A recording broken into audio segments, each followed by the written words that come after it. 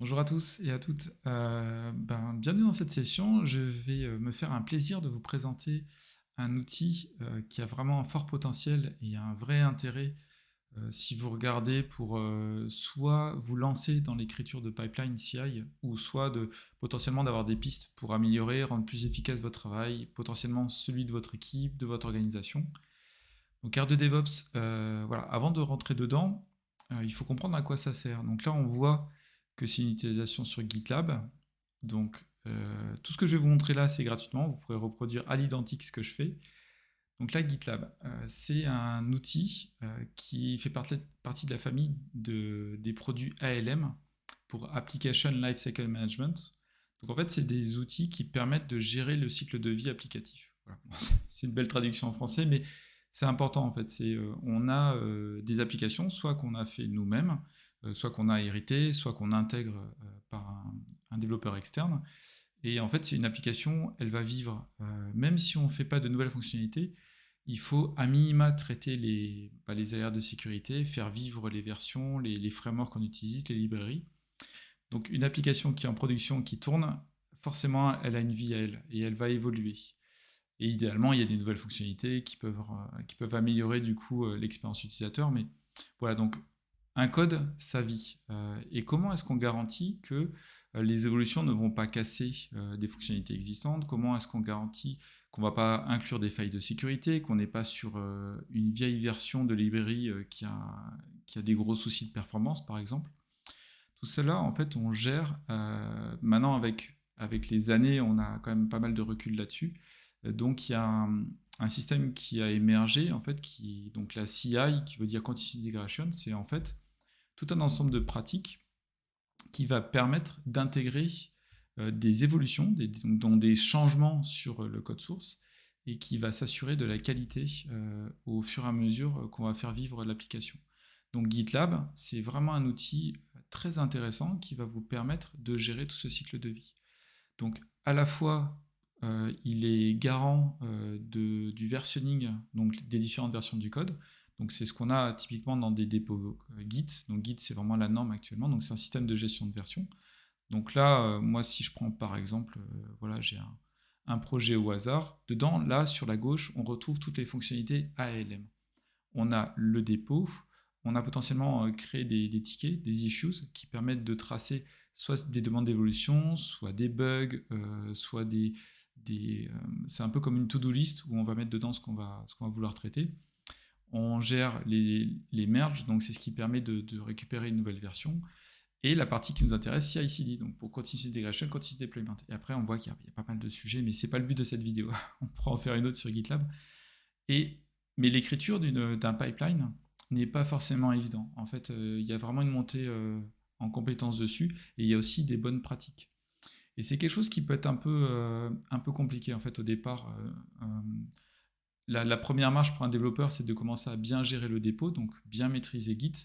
Et après, l'étape d'après, c'est de se familiariser à toute la partie CI. Et après, des outils comme GitLab ont aidé, donc c'est plus simple de faire des pipelines que ce qui était le cas dans les autres outils il y a 10-15 ans. Mais malgré tout, ça peut rester compliqué et un peu obscur. Et assez vite, en fait, on est obligé de mettre la main dans le cambouis à faire du YAML, qui est vraiment le standard pour l'écriture de pipeline, pour GitLab ou pour tous les autres, quasiment tous les autres logiciels sur cette partie-là. Et c'est là où R de DevOps est extrêmement intéressant. Donc c'est ce que je vais essayer de vous montrer. Donc je vais essayer de faire ça relativement vite. Donc pour cet exercice, de quoi avons-nous besoin? Donc on a besoin de GitLab. Donc vous pouvez créer un compte, c'est gratuit, il n'y a aucun souci. Ce qui est intéressant aussi à savoir avec GitLab, c'est que là du coup j'utilise la solution cloud en mode SaaS, mais ça marche très très bien dans des conteneurs, dans une approche cloud native. Donc si vous avez un cluster Kubernetes quelque part, ça tournera très bien.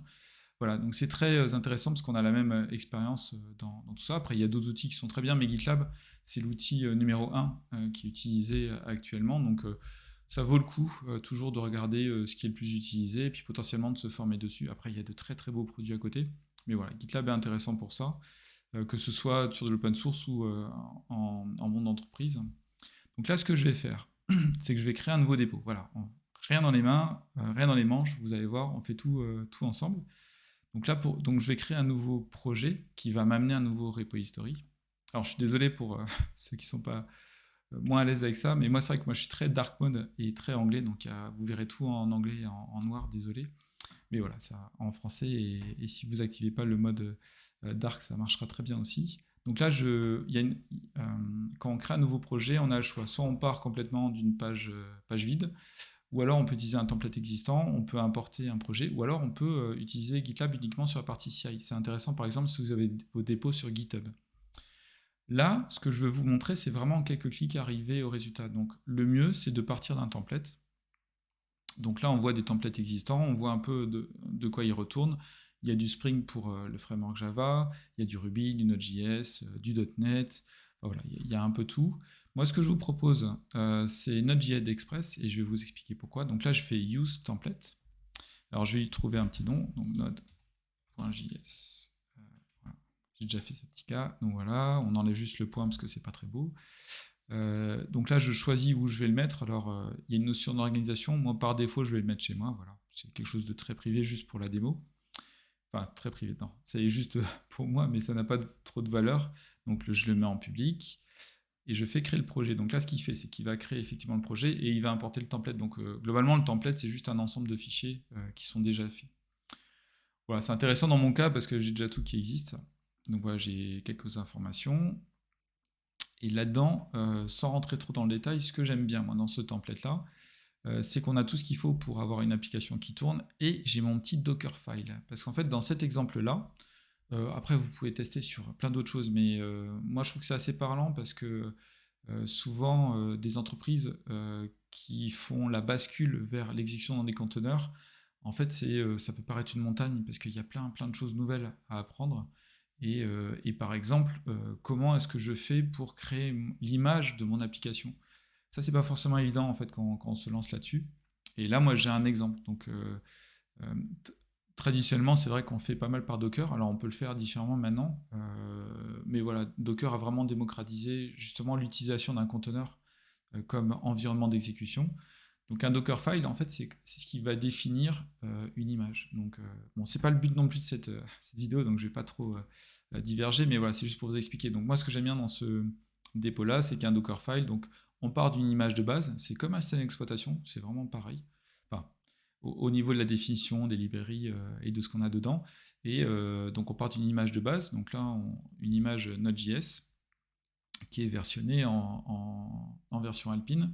Et derrière, on va mettre les éléments de notre application dedans et on va lui dire sur quel port on écoute et le process qui va se lancer. Donc moi, j'aime bien parce que j'ai mon petit Dockerfile.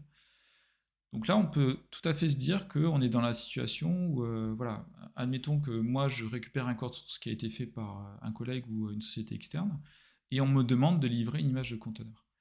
Et alors là, c'est pas évident. Après, je peux aller lire la doc de Docker, par exemple, qui est très bien faite, et j'arriverai à le faire en local.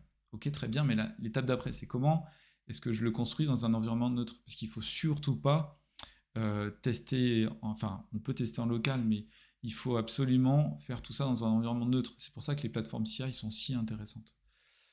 Voilà, donc moi, je veux le faire dans GitLab, parce que mon entreprise utilise GitLab. Et comment je fais par rapport à ça. Donc, et c'est là où R2 DevOps voilà, prend tout son intérêt. Donc là, je me mets dans la casquette de quelqu'un qui est assez nouveau sur la partie CI. Donc là, je vais sur r2devops.io, je vois une belle interface, pas mal de choses. Il y a la documentation, donc on peut la garder pour plus tard, même si j'ai pas forcément le réflexe, mais bon, ça peut sauver pas mal de temps. Voilà, on va faire Get Started. Donc là, on voit il y a plusieurs types d'authentification. Moi, je vais me mettre sur GitLab, voilà, il n'y a pas de raison de ne pas l'utiliser. Je m'authentifie, voilà, et bon, si vous le faites vous, la première fois, il demande juste une autorisation, mais voilà, c'est très rapide. Et là, on voit sur la gauche, en termes d'interface, c'est assez épuré. Moi, j'aime bien les couleurs. Après, ça, c'est les goûts et les couleurs. Donc là, il y a les organisations, on retrouve les mêmes organisations que GitLab, donc c'est ça qui est intéressant, il y a vraiment une très bonne intégration entre les deux. Et là, du coup, moi, je suis bien sur la mienne. Il n'y a pas de catalogue. Donc le catalogue, c'est très intéressant et vous allez voir pourquoi. Mais là, pour l'instant, je n'en ai pas défini. J'essaie vraiment d'être le plus neutre possible pour vous montrer l'expérience que vous pourriez avoir si vous réalisez la même chose. Et du coup, je vais aller dans Projet. Donc vous retrouvez le même nom que dans GitLab. Et dans Projet, automatiquement, je retrouve mon petit Node.js démo. Donc là, pareil, l'intégration, ça se fait bien avec l'API GitLab. On vient récupérer tous les projets. Et ce qui est pas mal déjà, c'est qu'on a une vision, on voit voilà, le petit, je sais pas si c'est un renard, enfin en tout cas le petit logo tout mignon de GitLab. Et à côté de ça, je vois si c'est du rouge ou de l'orange. Et ça c'est intéressant parce que là, typiquement quand c'est du rouge, bah, il n'y a pas de pipeline. Donc là, un dépôt de code sans pipeline, c'est vrai que c'est un peu tristouné. Ça veut dire qu'on n'a pas automatisé au niveau qualité. Bon, c'est pas voilà, on est vraiment au début, tout début en fait de ce cheminement de qualité, d'automatisation et même potentiellement de transformation DevOps si on se projette un peu. Et de l'orange, c'est juste qu'en fait, j'utilise des sources qui sont considérées comme non connues. Voilà. Et ça, c'est intéressant. Il y a déjà un tableau de bord. Donc là, moi, ce qui m'intéresse, c'est celui-là. Donc on va aller, on clique dessus. Donc là, il est en train de lire quelques informations. Et là, il me met une erreur. Ah, il n'y a pas de fichier GitLab CI.yaml. Donc ça, c'est la convention. En fait, par défaut, ça peut, pareil, on peut le changer si on veut, mais par défaut, GitLab va regarder un fichier qui s'appelle .gitlab-ci.yaml. Désolé pour le franglais. Et du coup là, mais c'est normal en fait, on vient de le créer, il n'y en a pas dedans. Donc ce que je vais faire, c'est justement, je vais le créer. Donc là, ce qui est très intéressant, c'est je ne sais pas si vous avez remarqué, mais à droite, il y a quelque chose qui peut nous intéresser. Donc là, j'ai un catalogue CI/CD. Donc si je clique dessus, bah là, je retrouve plein d'éléments qui sont disponibles pour moi. Et en fait, ça, vous pouvez tout à fait le retrouver dans la documentation, si vous voulez. Donc là, c'est documentation d'R de DevOps. Et du coup, on peut regarder Use Templates. Et là, on peut voir, go to R de DevOps, Public Catalog. Et on retrouve les mêmes, voilà, sans trop de surprises. Donc voilà, il y a deux manières de le faire. Mais ce qui est très intéressant, et vous allez voir la force, enfin, il y a plusieurs forces R de DevOps, mais déjà, c'est le fait de très simplement pouvoir configurer de manière très simple un pipeline. Donc là, moi, ce que je cherche, ce que je vous ai dit, c'est que je cherche à créer une image Docker. Donc là, moi, je vais taper Docker. Voilà. Entrée. Et on en a plusieurs. Du coup, moi, je vais en prendre une de la communauté. Bon, on voit qu'il y en a une officielle, mais je suis un peu joueur, donc je vais en prendre une de la communauté. Mais voilà, on voit déjà directement pas mal d'informations avec des logos. Il y a des tags, donc très intéressants. Donc là, moi, je suis un peu foufou. On va aller sur celle-là.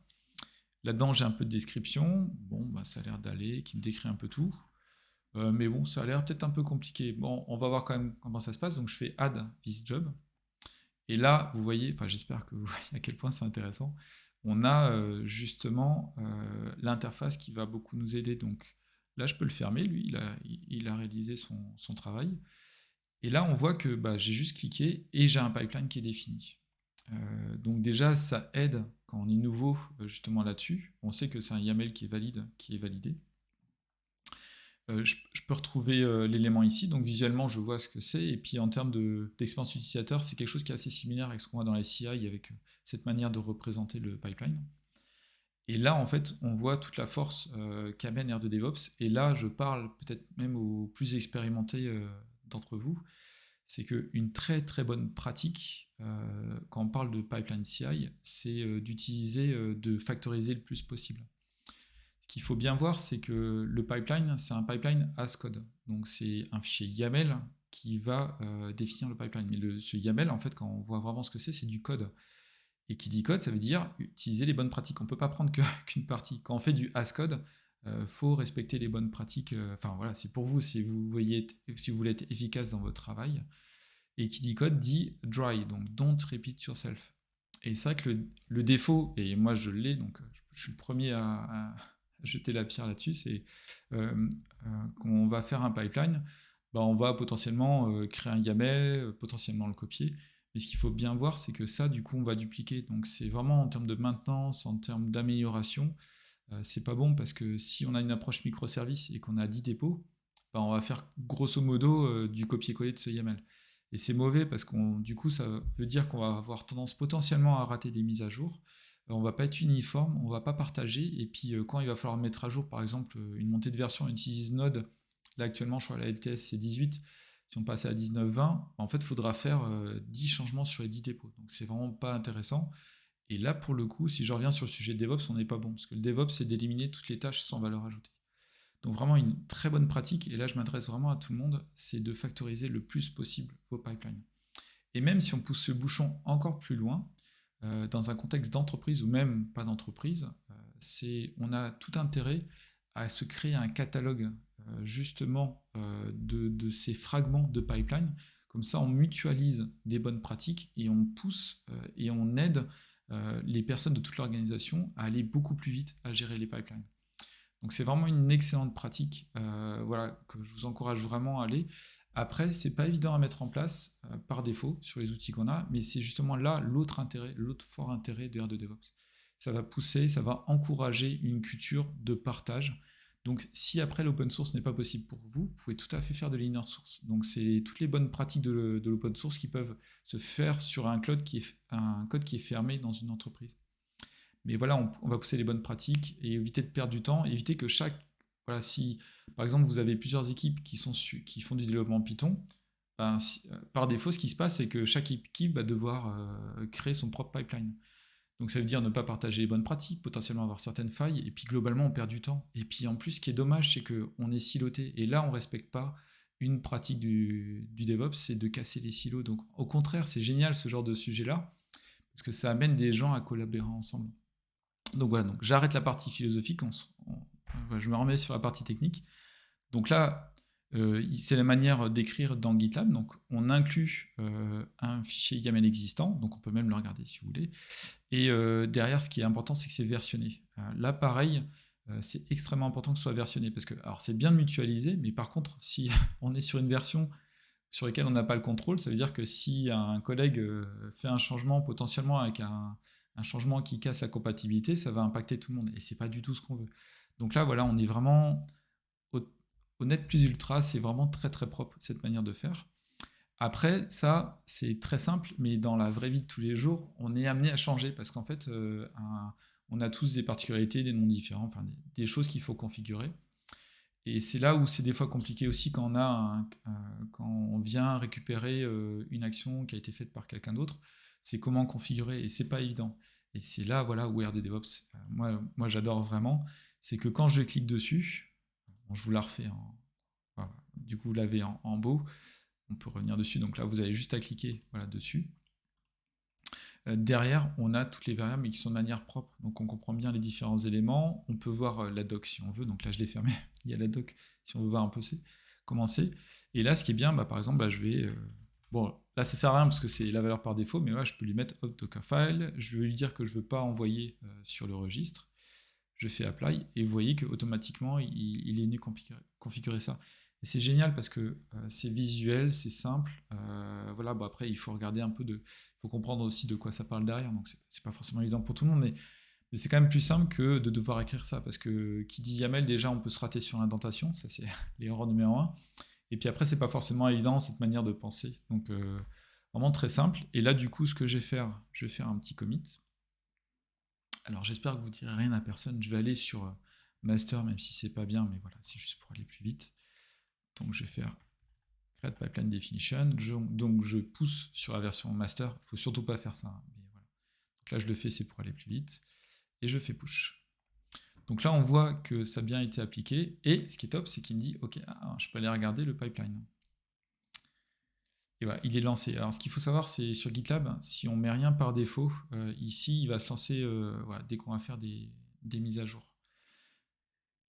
Et ce qui est quand même génial, j'espère que vous apprécierez, c'est qu'on a voilà, dans GitLab plusieurs responsabilités. Donc il y a la partie Git, et ça encore je l'ai fait voilà, depuis l'interface, mais le mieux c'est de le faire sur un environnement d'exécution.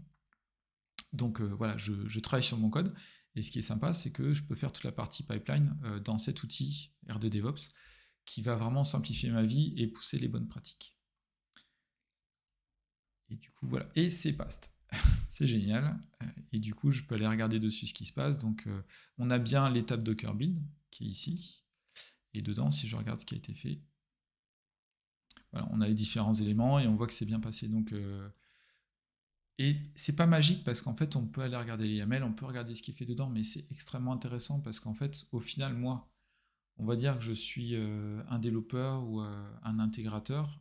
J'ai du code, je veux créer une image Docker.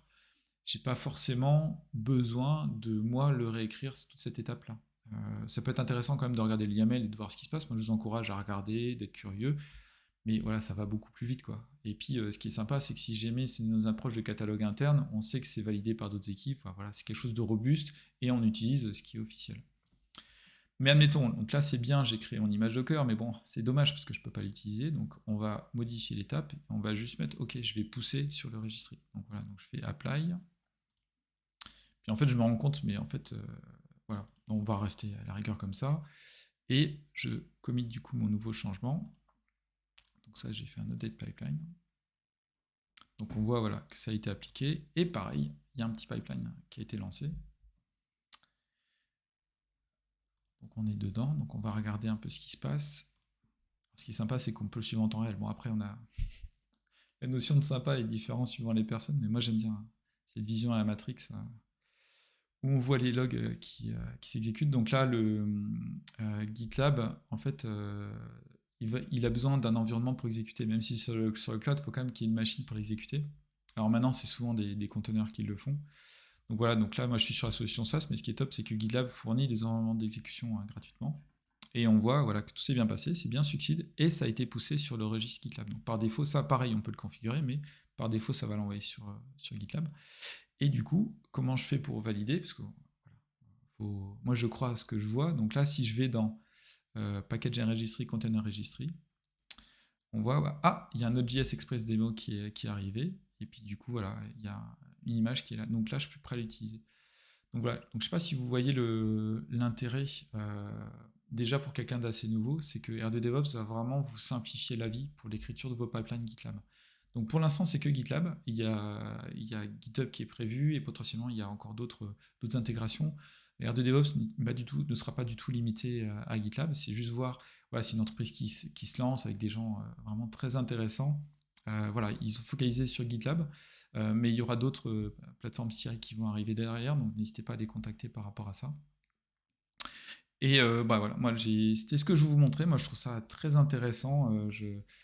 20 ans à travailler sur tout ce qui est intégration continue. À l'époque, au début de ma carrière, on n'appelait pas ça comme ça, mais c'était ce qu'on faisait en fait. On avait des pipelines pour valider le code, lancer des tests et puis potentiellement créer ce qu'on appelle des artefacts. Donc c'est l'élément qui va être utilisé pour déployer.